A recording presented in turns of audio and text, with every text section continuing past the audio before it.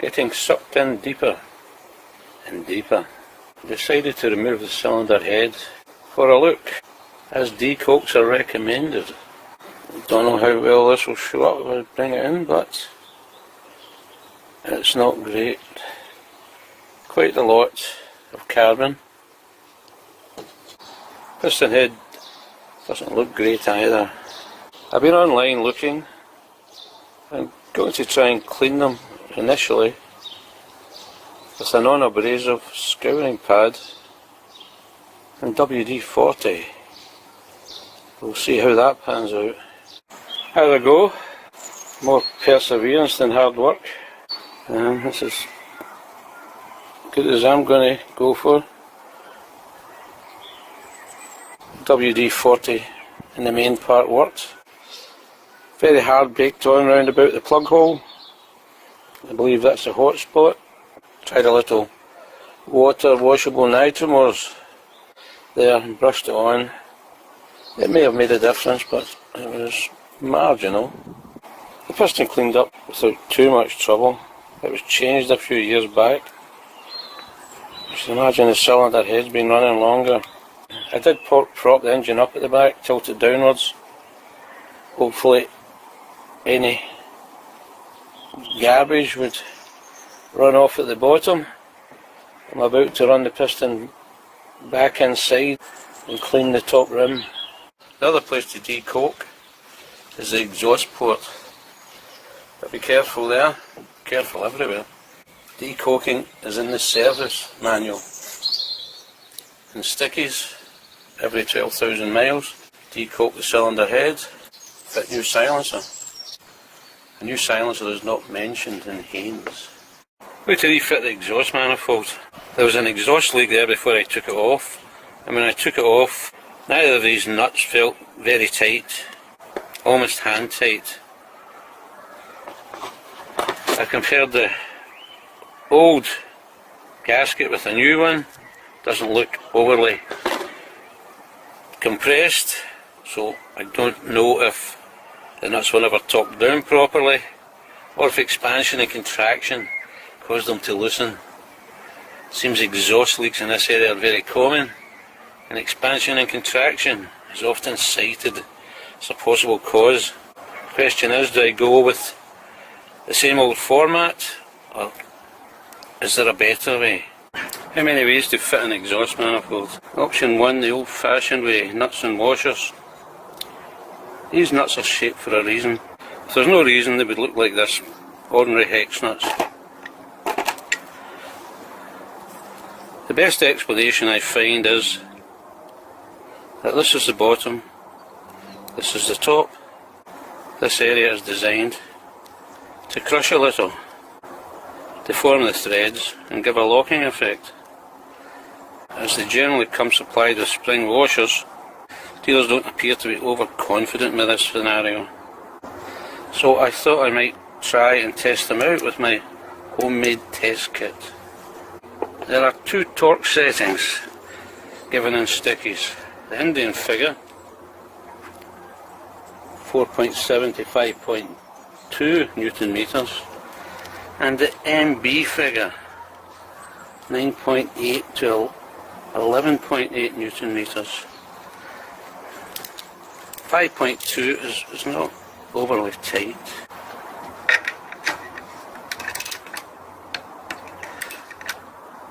The highest Indian figure, 5.2.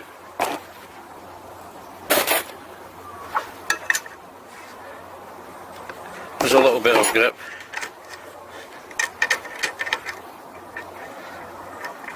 But it unscrews freely. I am under the impression that if the threads compress and deform, I shouldn't be able to unscrew it with my fingers.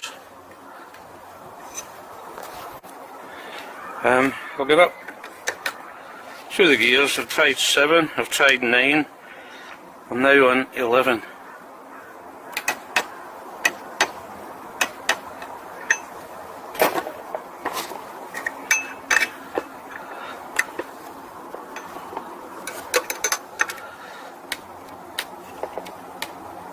There's a fair bit of grip, Again, I can undo it with my fingers.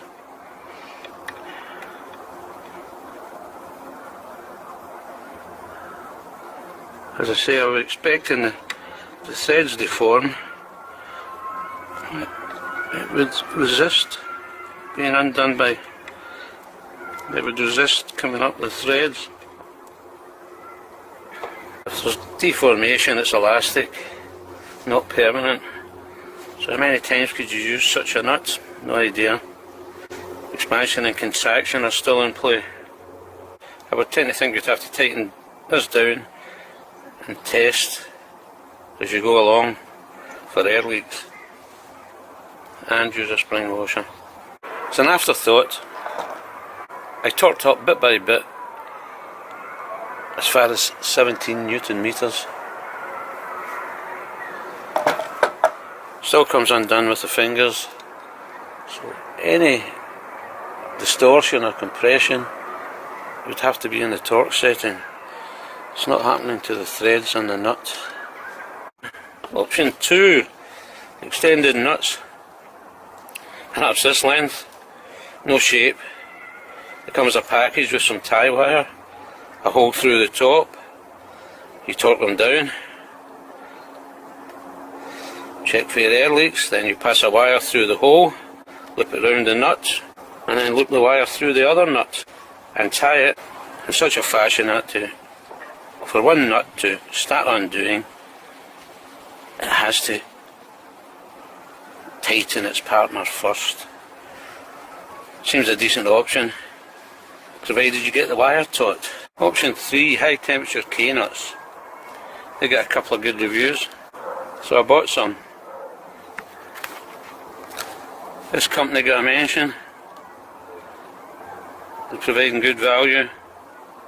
Some people want ridiculous money for M7 heat resistant K-nut. A little bit disappointing. I was expecting some serrations.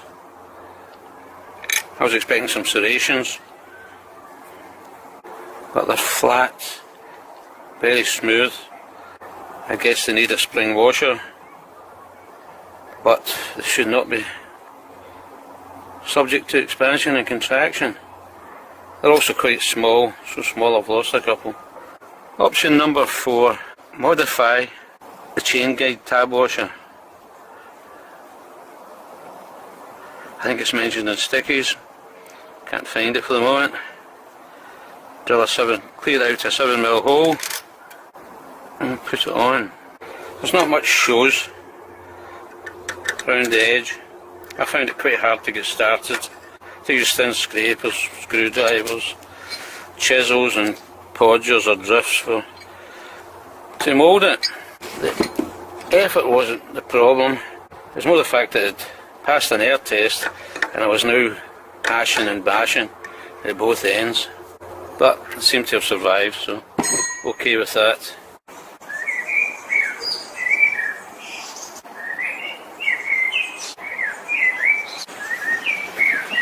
I bought some copper gaskets, changed my mind. I bought the MB gasket. It says in the blurb, they will mould to shape. 3 magic words. Means I can torque them down, test, and if it's not working I can torque down a little bit more until it moulds to shape and does work. I'm going to fit the manifold. Going down the tab washer route. Cut a tab washer in half, pre-bent it over the rim, seems about the right length.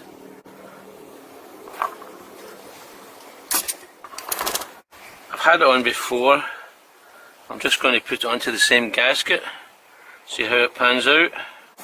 Everything's a dry fit.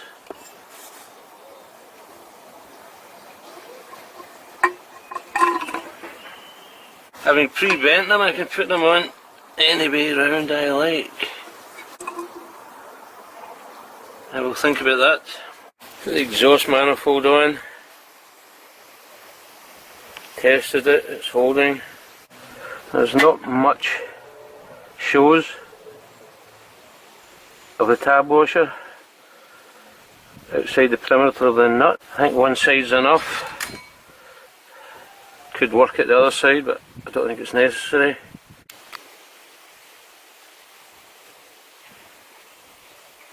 I used a combination of scrapers, screwdrivers, chisels and a thin podger or drift to knock it in place.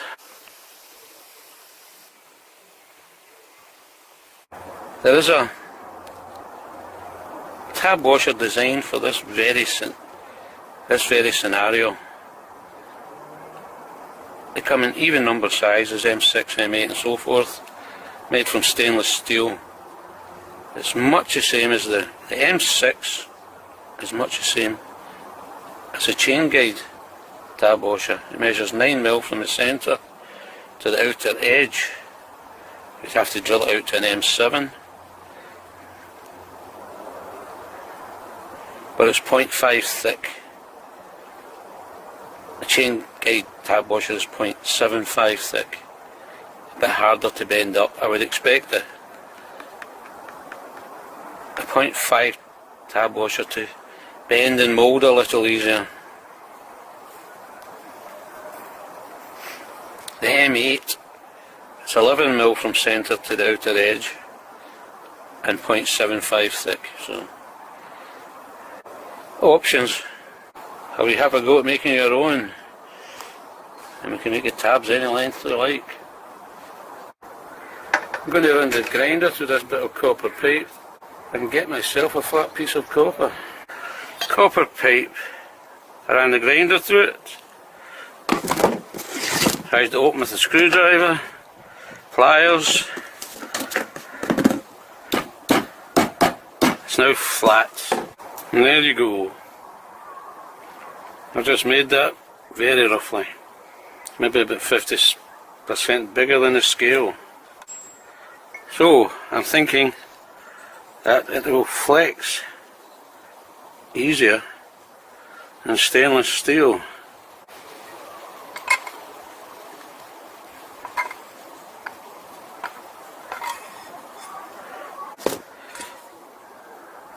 Would copper be strong enough? Looks like it would. Brass might be better.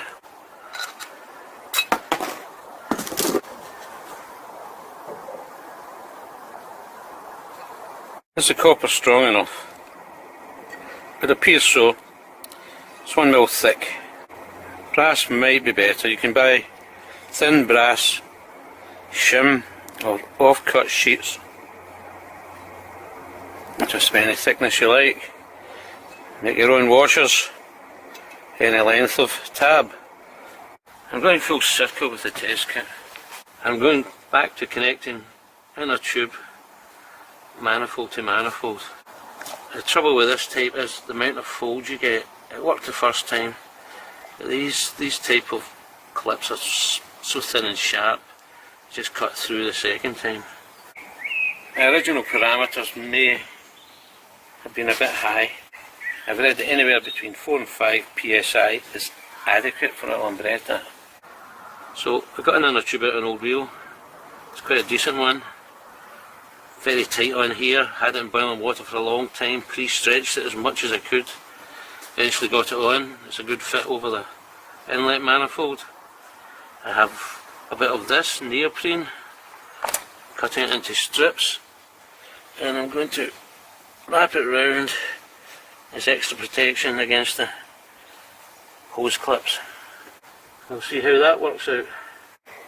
Pumped up to 250 millimeters of mercury on this gauge, or 5 psi,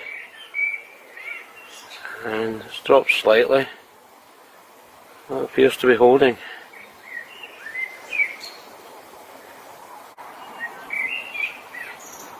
Good enough for me. It's been a good few minutes now.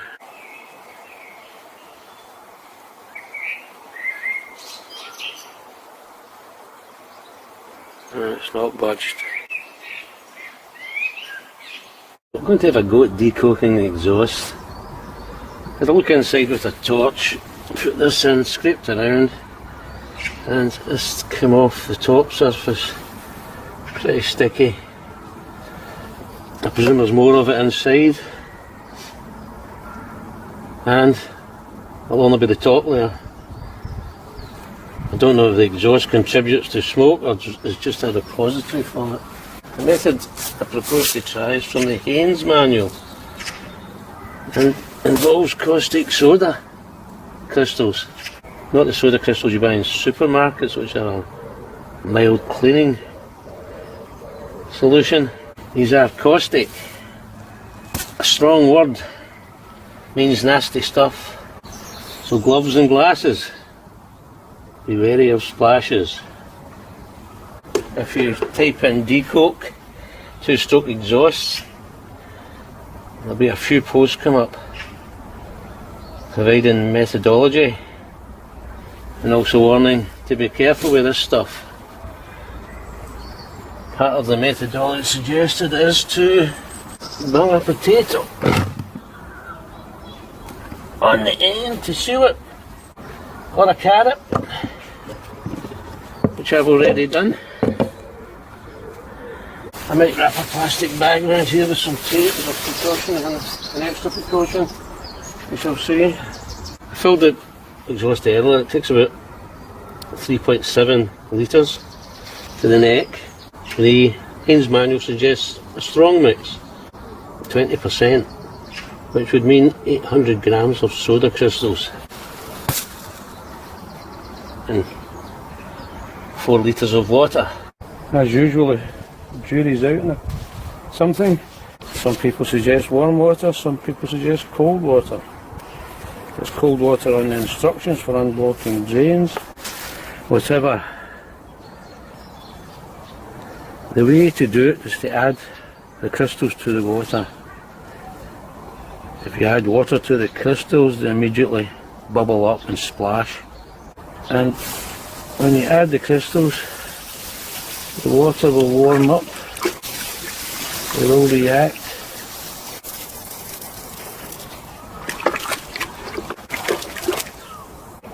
There you go. Steam. I'm just going to pour it straight in.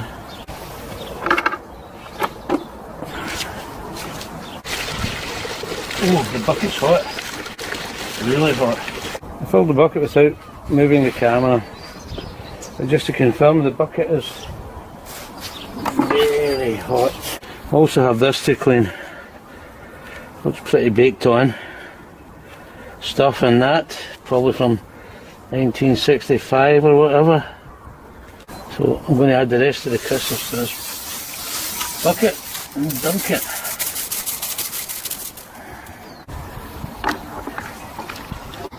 Some more water. I'll put a cap on the top. How long to leave it's the question. The jury's out on that too. Haynes says 2 hours. Some people say overnight. Someone else said about 6 hours, I think. I'm going to leave it for 6 hours.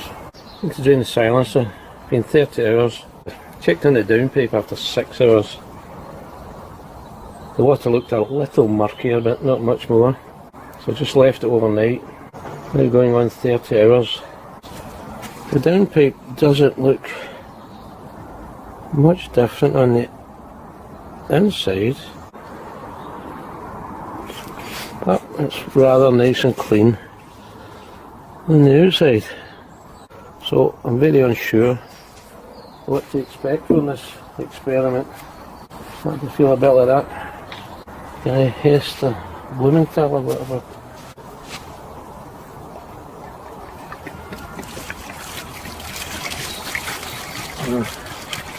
Coloured water.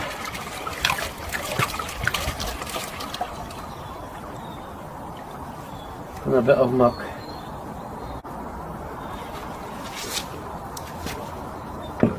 I'm going to run it through with a hose and see if it chases anything out.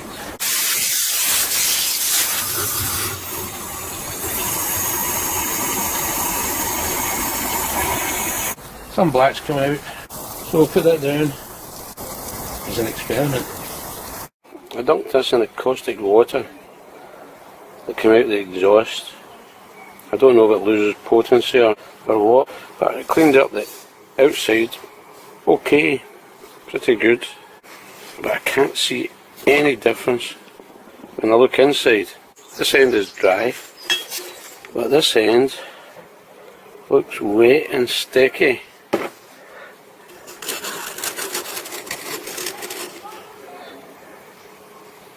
And that's what we have.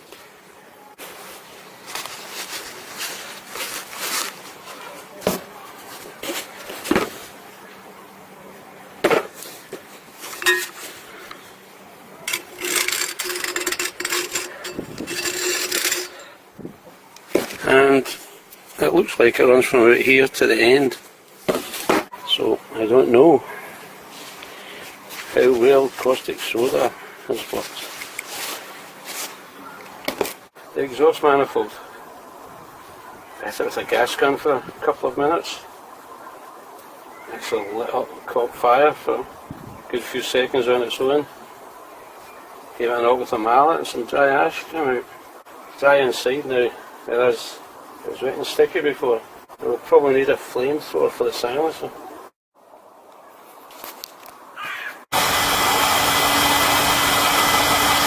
Smoking. I've seen these set on fire online. Now I'm going to do the mad scientist routine.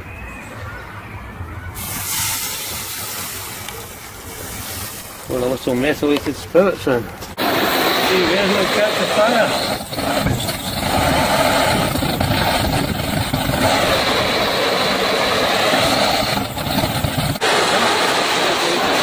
Burning inside. I can see it.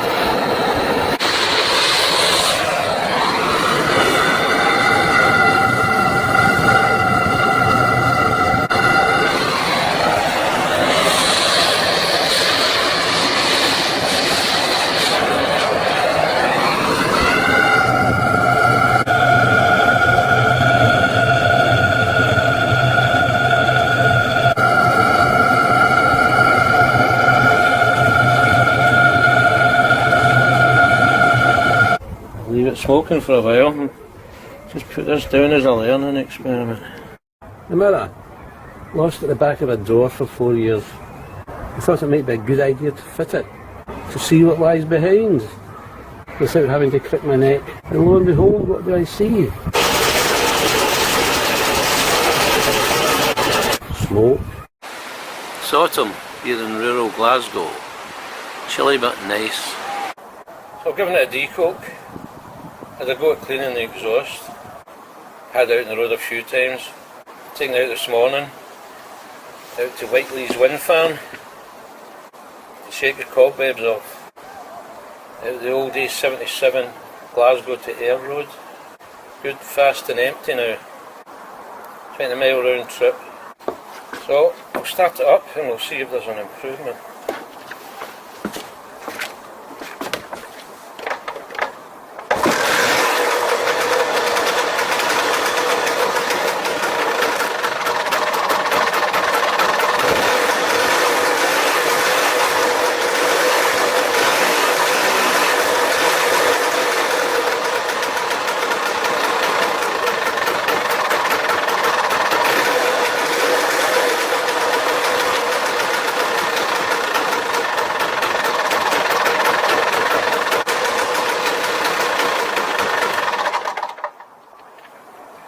Looks like a good improvement. If it hadn't been, I was going to swap the Kabam exhaust off a PJ for a comparison. I don't think it needs it. I should imagine the decoke's a big improvement. Sticky's mentions changing the exhaust after 12,000 miles. But there might be other reasons for changing the exhaust other than being black inside. We'll call it a day on that one.